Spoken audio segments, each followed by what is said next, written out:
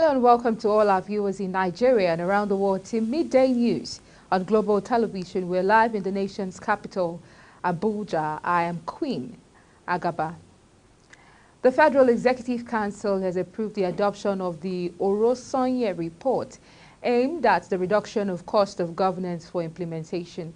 Minister of Information and National Orientation Mohammed Idris disclosed this while briefing State House correspondents at the end of the FEC meeting, presided over by President Bola Tinubu at the Presidential Villa in Abuja. The minister explained that with the adoption of the report, it means that some agencies, commissions, and departments of government have been scrapped because some merged, some subsumed under some others, and others moved under new ministries where they're supposed to perform better. Vice President Kashim Shettima has launched the Light Up Nigeria Southeast initiative in Enugu, describing it as the much-expected solution to the power supply deficit that has undermined the nation's economy and industrialization. He says the project, which is part of the priorities set by President Bola Ahmed Tinubu to revamp the economy and ensure rapid industrialization, heralds renewed hope for industrialists, investors and Nigerians who have to bear the brunt of the country's power challenges for so long. Shettima, during the project launch in Enugu, also commissioned the 181 megawatts geometric power plant in Aba, Abia State to accelerate power supply to industrial clusters in the region. The federal government has said it would extend Social Security payment net to graduates with qualifications from NCE and above. Addressing journalists after the Federal Executive Council meeting, the Minister of the Economy, Wale Edun, disclosed that the program would see unemployed Nigerian youths being paid stipends. Similarly, Edun stated that the federal government will urgently establish a consumer credit scheme to alleviate the pains of economic adjustment. He noted that the Chief of Staff to the President, Femi Gbajabiamila, will lead a committee that includes the Minister of Budget and Economic Planning, the Attorney General of the Federation, and himself, the Coordinating Minister of the Economy. Moving on, the Nigerian Labour Congress and other related unions are preparing for the planned protest it declared over the high cost of living, inflation, insecurity and hardship in the country. Correspondents who arrived at the Labour House headquarters in Abuja noticed different union workers and other aggrieved Nigerians trooping into the Labour House. Also present are operatives of the Department of State Services. The NLC and the Trade Union Congress had on February 8 issued a 14-day nationwide strike notice to the federal government over the failure to implement the agreement reached on October 7 following the removal of the fuel subsidy. Our correspondent, Michael, will bring us the stories. Now, we'll get you details of the labor actions much later. The Nigerian Labour Congress and other related unions have commenced their protest in Abuja over the high cost of living, inflation, insecurity and hardship in the country. Unions taking part in the protest include the Medical and Health Workers Union of Nigeria, the FCT Council, the National Association of Nigerian Nurses and Midwives, and the Nigerian Union of Teachers and Construction Workers Union, among others. The protest started from the Labour House headquarters in Abuja at exactly 9:36 a.m. Global Television, like I said, will keep you following the developments much later. The Kano Zonal Command of the Economic and Financial Crimes Commission, EFCC, has apprehended 11 suspects for engaging in currency racketeering in Kano State. The suspects were taken into custody following an intelligence-driven investigation that exposed a syndicate operating in proximity to the Central Bank of Nigeria branch along Lagos Street in Kano Metropolis. The EFCC, in an official statement posted on its verified X handle disclosed that the apprehended individuals were allegedly involved in the illicit sale of new Naira notes for commercial purposes. Moving on, the Nigerian Security and Civil Defense Corps (NSCDC) says it has deployed a special intelligence team to monitor and stop illegal movements and hoarding of food commodities in Katsina State. The NSCDC Commandant Jamilu Indabawa disclosed this in Katsina. Indabawa disclosed this while receiving Jabiru Traore, chairman of the committee set up by the state government to monitor the prices and movement of grains in the state. Earlier, Sori, who is also the chief of staff to the governor, commended the NSCDC on their efforts across the state. He revealed that the task force was established to monitor the prices of foodstuffs, address hoarding of grains, movement of food commodities, and any act that would lead to price hike. The Nigerian Customs Service have announced the suspension of the sale of foodstuffs following a stampede that reportedly killed 7 persons at the NCS Old Zonal Headquarters in the Yaba area of Lagos State. The Chief Superintendent of Customs and National Public Relations Officer for Comptroller General of Customs, Abdullahi Maiwada, in a statement disclosed that the suspension of the exercise followed the stampede. Nigerian Customs had said it was selling seized food items at 10,000 naira per 25 kg to alleviate the people suffering as a result of the current high cost of living and other economic hardships. On Friday, a pregnant woman and 6 others reportedly died in a stampede after some suspected hoodlums attempted to force their way into the Yaba Customs Office compound. The Nigerian Police Force has deployed anti-riot operatives in strategic locations ahead of its nationwide protest declared by the Nigerian Labour Congress over the economic crunch in the country. The force spokesman, Olumuyiwa Adejobi, explained that the policemen have been placed on red alert. The presidency and the police authorities had warned the NLC against carrying out the protest, which was termed down by the Trade Union Congress and 65 civil society groups. But the NLC President Joe Ajaero insisted that the demonstration will go on as planned, hinging his decision on the economic situation and the hardship in the country. Now we'll be joined by our correspondent, Michael, who is down at the place of protest. Hello, Michael. Michael, can you hear me? Yes, I can hear you very well. Good morning, good afternoon, I beg your pardon. Please, can you let us in? I understand that you are right there where the protest is taking place. Can you let us in on the development?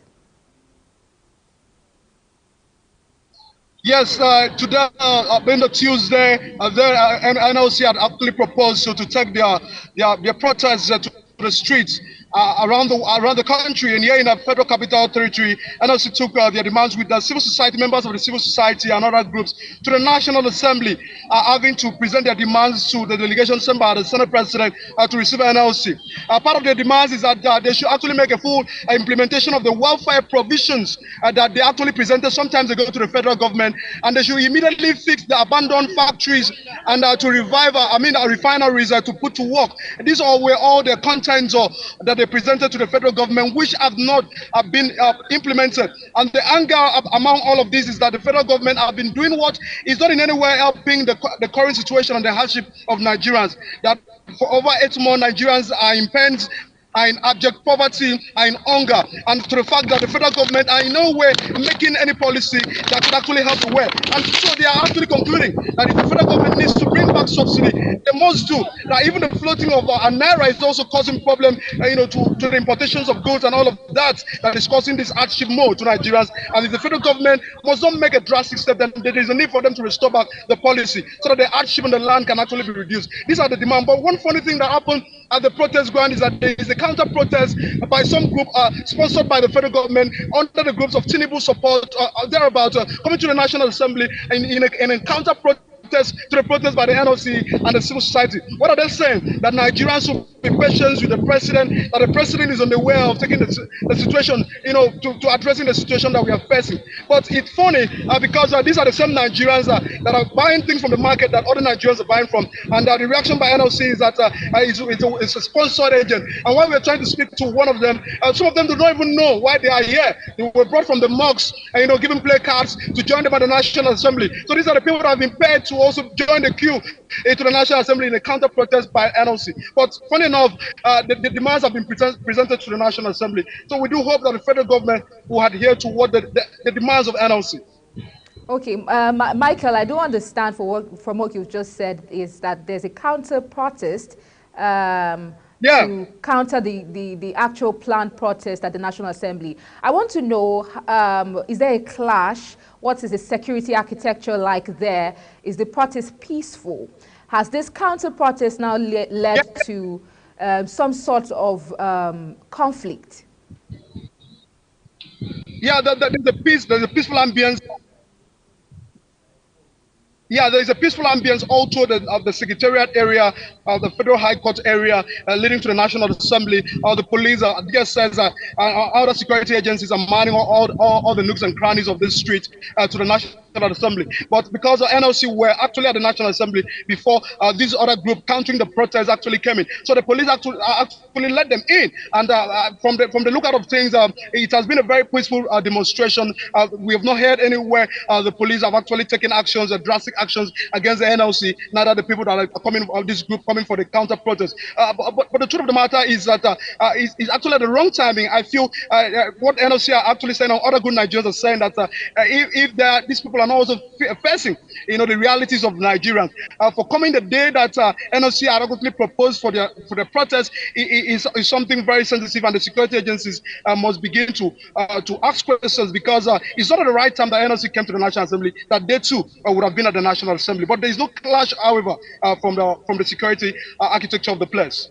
Okay. Lastly, Michael, following this protest, has there been a response from any relevant agencies as regards this mass protest? Yeah, at the National Assembly, the Senate President sent a delegation from the Senate as well to receive the NLC. And right now, the groups have also taken their demands. They people coming for the counter protest also over there trying to meet also with the members of the National Assembly. But for the NLC, they presented a demand about a 15-point agenda to the National Assembly, where they actually read out part of the demands that they want the federal government to do. So we do believe that this information will be taken to the presidency, also the fact that steps must be taken, to address the current situation. But they were readily received at the National Assembly. Many thanks, Michael, for keeping us updated on the happenings at the National Assembly following the protest. Please make sure you stay safe, and we'll connect with you much later. Thank you. Absolutely. Thank you. Now, we'll take a quick break, and when we return, the midday news continues. Please stay with us. We'll be right back.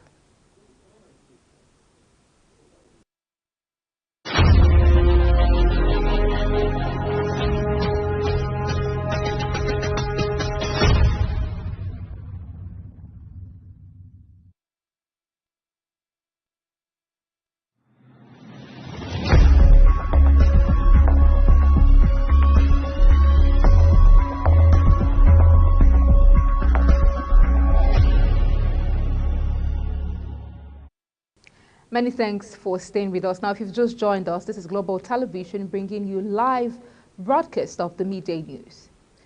Now, the Civil Society Legislative Advocacy Center, CISLAC, has called on the National Assembly not to approve borrowing for recurrent expenditure and dilatory capital expenditure that adds no value to economic growth, wealth creation and development. Speaking at a press briefing with the Senate Press Corps in Abuja, the executive director of the center, Awal Rafsanjani, decried the growing debt overhang, which he says has largely led to the nation's economic crisis. Kike Lomo now reports. Oversight and investigative powers, CISLAC urged federal legislators to urgently investigate movement and spending of loans received by the past administration of President Muhammadu Buhari. Tracing a decline situation back to the last 5 years, Rafsanjani noted that by the current year, Nigerian debt profile would have climbed to 107.38 trillion naira from 97.9 trillion naira in 2023. He stated that the major concern is the management of rising public debt and the evident unavailability of details of how the government has spent the huge loan over the years. Continue to worry us. You recall we've been here severally to draw the attention of the legislators that this kind of all the time that executive will send directive, because what I see is like directing the National Assembly to do that, not even asking them for their approval, because if it is asking them to critique or to look at it in the international interest, the National Assembly members will have known the repercussion, the consequences of continuously borrowing without even respect or without compliance with the fiscal responsibility law that clearly states what loans should be collected for. We cannot be borrowing money just for people to be doing party. We cannot be borrowing money for people to be traveling, without any commensurable, benefit to the nation. We cannot be borrowing money for people to simply be stealing, outright stealing the money. Rafsanjani therefore called for a full-scale investigations into all loans taken by successive governments, especially the $3.4 billion World Bank facility, as reported by the Office of the Auditor General of the Federation in 2020. From the money that they have borrowed, even the Auditor General had said that many of those monies have been actually cannot be accounted for. I'll give you an example. Nigeria borrowed $3.4 billion to help Nigerians against the COVID. Today, officially, Nigerian government, speaking to Nigerian government, said that those money cannot be accounted for. These are borrowed money. And the worst part of it is that Nigeria is borrowing a lot of money from commercial banks. So this laziness, this ruthless approach to collecting free money, easy money, not free money, because it's not free money, you have to pay. Nigerians must pay through their sweat. And some few individuals are collecting this money without cost to putting any developmental project. So if government is telling you that the money government collected is not accounted for, is stolen, so you can see that there's a problem. The trajectory of revenue from the federal government shows a continuous decline in the past 5 years, with a 45% revenue shortfall in 2018, a 45% shortfall in 2019, 31% in 2020, and 45%, 41%, and 50% in 2021, 2022, and 2023, respectively. Kikelom Okere, reporting for Global Television News. Now on the foreign scene, 6 months after bringing the curtain down on the 55-year Bongo dynasty, Gabon's military leader remains popular despite criticisms of authoritarian governance that is slow to fulfill promises. Many Gabonese rejoiced when Ali Bongo was overthrown in a bloodless coup on August 30, an hour after being proclaimed the winner of a presidential election, which the army and opposition declared fraudulent. Coup leader General Brice Oligui Nguema, who is 48, was swiftly sworn in as transitional president of the oil-rich Central African nation, promising a return of civilian rule with elections. Polls have since been set for August 2025 under a timetable that first foresees national dialogue scheduled for April this year that will be made up of all the country's vital actors. French President Emmanuel Macron has said it is key for Europe's security to defeat Russia in Ukraine amid urgent pleas for more weapons from Kyiv. He was speaking in Paris, where he said the European leaders had agreed to set up a coalition to give Ukraine medium and long-range missiles and bombs. He added that there was no consensus on sending Western troops to Ukraine, but noting should Nothing should be excluded. Russian troops made recent gains in Ukraine, which faces big arms shortages. Kyiv is critically dependent on modern armory supplies from its Western allies, particularly the US, to be able to continue fighting Russia, a much bigger military force with an abundance of artillery ammunition. Now, lastly, in business, the Senate Committee on National Agency for Science and Engineering Infrastructure, NASENI, has commended the agency for championing local content development of solar-powered smart irrigation tricycles, electric motorbikes, and others with accelerated technology transfer. The chairman, Senate Committee on NASENI, Francis Onyewuchi, who led other members of the Committee on Oversight visit to NASENI headquarters Abuja, expressed satisfaction while being conducted by the Executive Vice Chairman and Chief Executive Officer of the agency, Khalil Halilu. Other products inspected include animal feed, processing machines, and NASENI transformers, electric motorcycles and tricycles, as well as the NASENI home and irrigation solar system. And that's it on the midday news on Global Television. Don't forget, we're live in the nation's capital, Abuja. We're on StarTimes, channel 276. Kindly follow us on all social media platforms using @Global TV NG and other handles now showing on your screen. I'm Queen Agaba. Thank you for watching. See you again.